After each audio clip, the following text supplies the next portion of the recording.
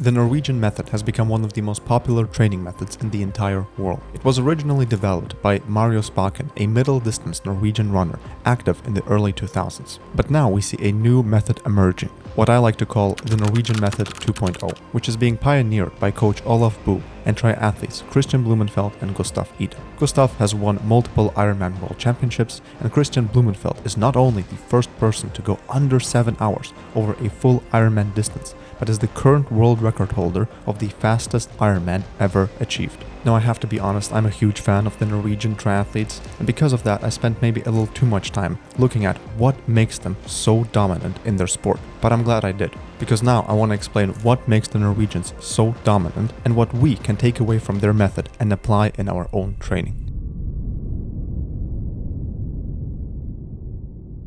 The first thing everyone associates with the Norwegian method is probably double threshold training. While it is true that the Norwegians were the first one to officially talk about double threshold training, I can promise you this type of training has been around for a very long period of time and has been used by various countries across various sports, not just in running, but for example also in swimming. As a quick side note, back in the early 2000s, Mario Spaken said that he had performed over 5,000 blood lactate tests on himself. The reason that he did that is because he wanted to be as accurate as possible with his training, specifically staying at a very desired intensity. Usually, of course, this is associated with threshold training. But fast forward 20 years, Olaf Boo took that to a whole nother level. What the Norwegian team is incredibly good at is intensity control. Now you might ask why that is such a big deal. Don't athletes train generally at the correct intensity? The answer is no. In my last video I explained the 3 exercise intensity domains, or training zones, whatever you want to call them. And I stated that what separates 3 intensity zones is lactate turn point 1 and lactate turn point 2.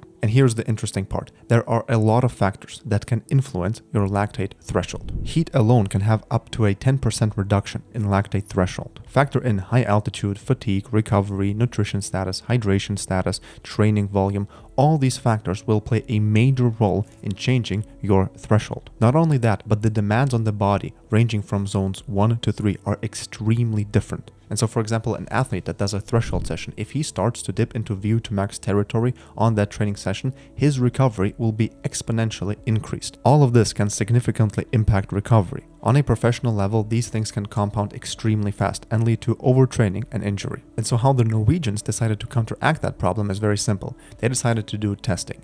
Field testing, and a lot of it. And this has been implemented exactly for the reason to have a very precise control over training intensity. And I feel what a lot of people ignore with the Norwegian method is just how much Norwegian triathletes train, because it is up to 35 hours a week. 35 hours of training a week is an enormous amount. So precision isn't a luxury, it becomes a necessity, as even small errors can compound extremely fast. Not only that, but training at different training zones provides us with a very different physiological adaptation. The Norwegians perfectly understand all of these different physiological adaptations because they are able to go from a sprint triathlon to a full distance Ironman. These events obviously require very different physiological profiles. And this is exactly how Christian Blumenfeld was able to win gold at the Tokyo Olympics in short course triathlon and go sub 7 for a full Ironman distance. And by the way, if you want a simple but highly effective tool to enhance your training, be sure to check out my e-journal for endurance sports. My journal will allow you to not only track all of the most important metrics associated with endurance sports on a daily, weekly and monthly basis, but also track the 2 most important factors that you need to recover and perform on a very high level: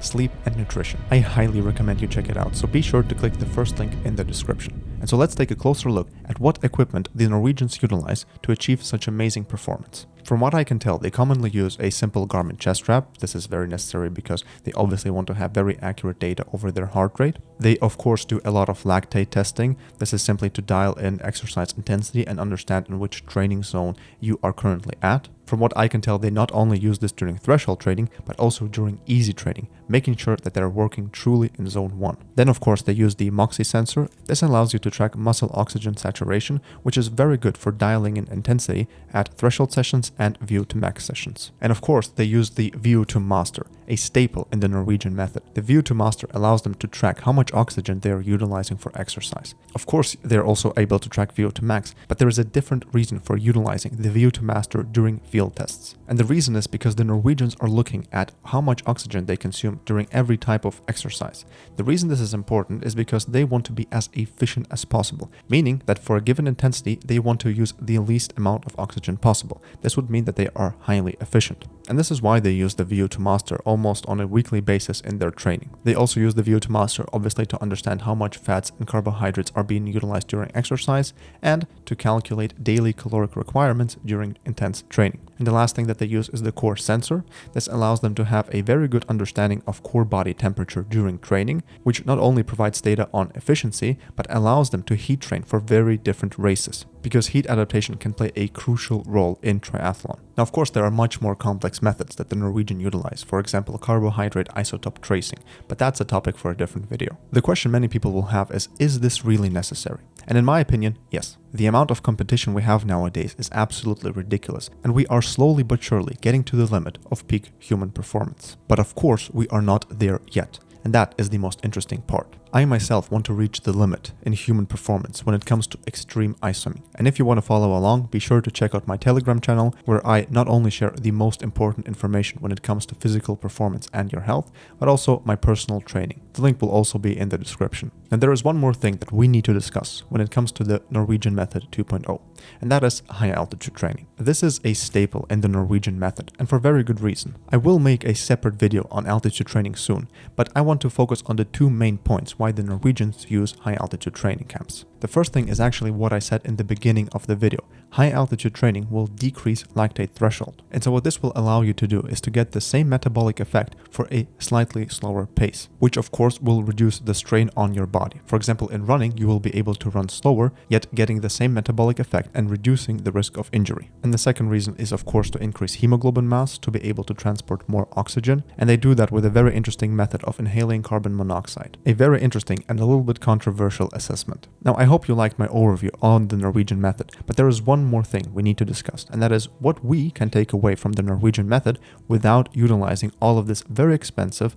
and fancy equipment. And I would say there's one word that comes to mind, and that is intentionality. Try and understand how to progress over time, how to structure your training, how to do correct assessments. And I promise you, my e-journal will help you do that a lot. Even without fancy equipment, there is so much you can achieve from correct training if you just understand a few foundational principles. Now, of course, you need to have a passion for that, because trust me, the Norwegians are very passionate about what they do. And of course, a big part of my channel is to provide the most up-to-date knowledge on exercise physiology. I hope you enjoyed the video and learned something new. And if so, I will see you in my next video.